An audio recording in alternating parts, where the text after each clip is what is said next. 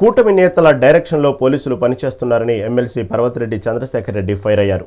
రాష్ట్రంలో నెల్లూరు జిల్లాలో కూటమి నేతలు చెప్పినట్లే పోలీసులు పనిచేస్తున్నారని, ఎవరిని అరెస్టు చేయాలో కూడా కూటమి నేతలు చెబుతున్నారన్నారు.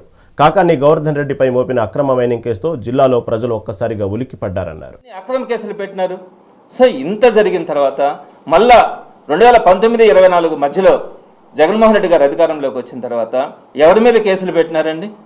చంద్రబాబు నాయుడు గారి మీద పెట్టాలంటే ఎన్ని కేసులు ఉన్నాయి? అప్పటికే ఎన్నో కేసుల మీద బెయిల్లో ఉన్నాడు ఆయన. వాటిని రద్దు చేయించి ఉండొచ్చు కదా.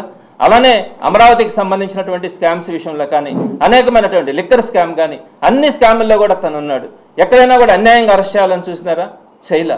కేవలం ఏంటంటే డైరెక్ట్గా ఆ సాఫ్ట్వేర్కి సంబంధించినటువంటి సాఫ్ట్ స్కిల్ డెవలప్మెంట్కి సంబంధించి రెడ్ హ్యాండెడ్గా ఆయన సంతకాలు పెట్టి జరిగినటువంటి ఒక ఇష్యూలో పూర్తి ఆధారాలు తెలిసిన తర్వాతనే ఆయన్ని ఇంకా వేరే వాటిల్లో కూడా అరెస్ట్ చేయకుండా కేవలం ఆ కేసులో మాత్రమే అరెస్ట్ చేసినారు.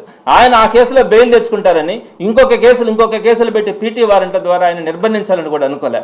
ఆయన దాంట్లో బెయిల్ తెచ్చుకుంటాడు 50 రోజుల తర్వాత అని తెలిసినా కూడా ఆ ఒక్క కేసుకే పరిమితం చేసినారే కానీ ఇంకొక కేసు పెట్టలా. అదే మీరు జగన్మోహన్ రెడ్డి గారి కేసులో ఏమైంది?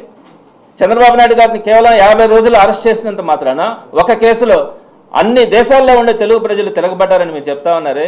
ఎలాంటి సంబంధం లేకుండా జగన్మోహన్ రెడ్డి గారి కేసులో సుమారుగా 1.5 సంవత్సరం నిర్బంధించి ఈ రోజుకి కూడా మీరు వెంబడిస్తూ ఉన్నారే. ఎట్లాంటి సంబంధం లేనటువంటి కేసుల్లో ఆయన పెట్టినారే. మరి వీటిల్లో మీకేం తప్పు అనిపించట్లేదా?